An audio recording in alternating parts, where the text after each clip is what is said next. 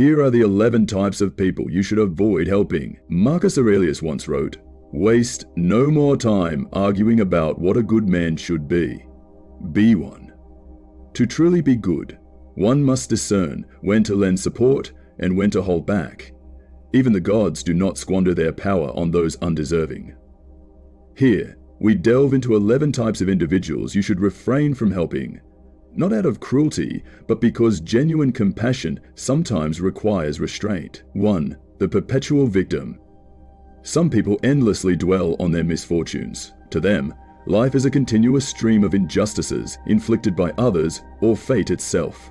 No matter how much assistance you provide, they refuse to overcome their struggles. Instead, they drag you into their despair because they crave sympathy, not solutions. Epictetus reminds us men are disturbed not by things, but by the view they take of them. The perpetual victim chooses to perceive life through a lens of defeat. You cannot save someone who clings to their misery as if it were a treasure. Focus your efforts on those seeking change, not comfort in suffering. 2. The manipulator. Manipulators present themselves as needy, but their true goal is to control. They feign weakness to exploit your strength, twisting your goodwill into a tool for their schemes. Seneca wisely states, "A good character is the only guarantee of everlasting carefree happiness." Assisting a manipulator tarnishes your integrity because you become complicit in their deceit. Their influence corrodes your soul and erodes your moral foundation. 3. The lazy. Some individuals refuse to take responsibility for their own lives. They expect others to solve their problems, build their futures, and shoulder their burdens. These people do not lack ability, they lack the will. As Stoics, we honor hard work and effort as virtues. Musonius Rufus taught, "Labor, when not wasted, contributes to virtue and happiness. Helping the lazy deprives them of the opportunity to grow through struggle. True growth comes from effort, and to deny them this is not an act of kindness. It is an act of harm." 4. The ungrateful. Gratitude reflects the nobility of the soul, but some people take it without ever giving thanks. They view generosity as their entitlement rather than a gift. Marcus Aurelius advised, "Do not expect the wicked to behave as anything other than what they are." The ungrateful do not appreciate your efforts. Instead, they come back for more, with entitlement rather than humility. Such people are not worthy of your energy. Direct your compassion toward those who understand the value of reciprocity. 5. The willfully ignorant. Ignorance is not a flaw in itself, but choosing ignorance over wisdom is a rejection of life's potential.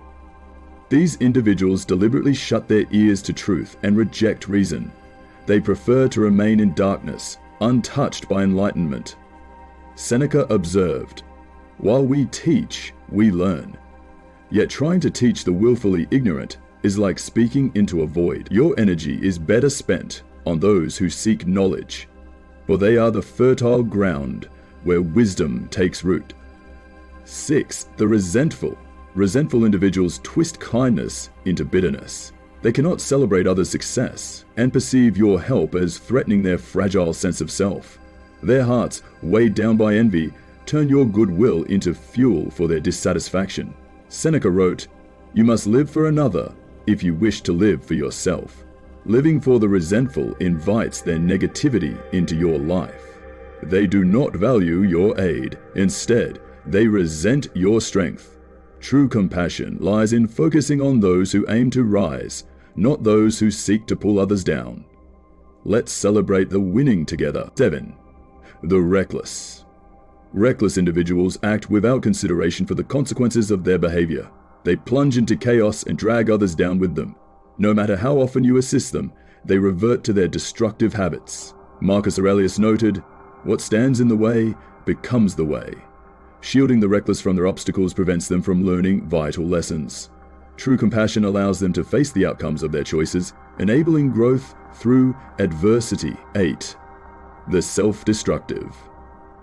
Self-destructive individuals knowingly harm themselves through poor choices and refuse to confront their inner turmoil. They indulge in vice, reject discipline, and sabotage their own potential for growth. Epictetus observed, "No man is free who is not master of himself." Assisting the self-destructive without their willingness to change is futile. Transformation begins with self-reflection. Until they choose to confront their chaos, your efforts will be wasted. 9. The deceptive. Deceptive individuals thrive on lies and manipulation, using others as tools to achieve their hidden agendas. Their cries for help are insincere, and their intentions are far from honorable. Seneca wisely cautioned, "Trust no man as a friend who does not trust you completely." Helping the deceptive compromises your values and leaves you vulnerable to betrayal. It is better to walk away and reserve your energy for those who are honest and virtuous. 10. The addicted to chaos. Some thrive on disorder and drama. They reject peace and stability, constantly creating turmoil. No matter how much you try to guide them, they generate new storms, pulling you into their chaos. Marcus Aurelius observed, "How much more grievous are the consequences of anger than the causes of it?" The addicted to chaos refuse to address their unresolved emotions. Helping them risks disrupting your own serenity. Save your strength for those who seek harmony. 11. The unwilling to take responsibility. Some people refuse to take ownership of their lives, blaming others, circumstances, or fate for their failures. No amount of assistance can help them grow because they deny their accountability. Epictetus taught, "It is not what happens to you, but how you react to it that matters." The unwilling reject this truth, meeting your efforts with excuses rather than gratitude. Save your help for those ready to accept responsibility and rise as masters of their fate.